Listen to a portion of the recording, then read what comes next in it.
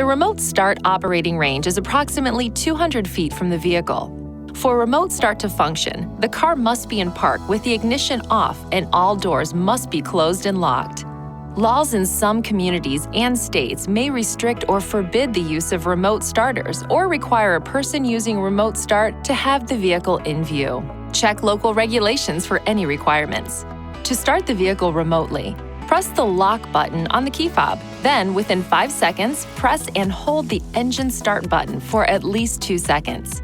The engine will start, the parking lights will turn on, and the automatic heater and air conditioning system will begin heating or cooling the vehicle, depending on the outside temperature, the in-car temperature, and the last user mode.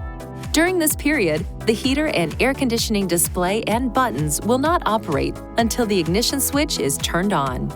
The engine will run for 10 minutes and then turn off.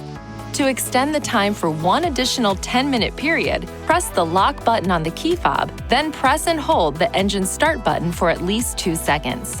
Runtime will be calculated as follows. The first 10-minute runtime will start when the remote start function is performed.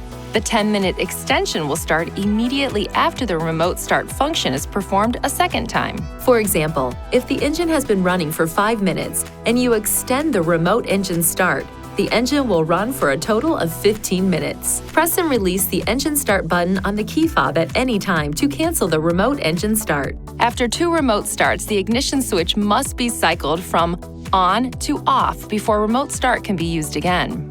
To start driving after using remote start, apply the brake pedal and press the ignition switch. Please see your owner's manual for important safety information, system limitations, and additional operating and feature information.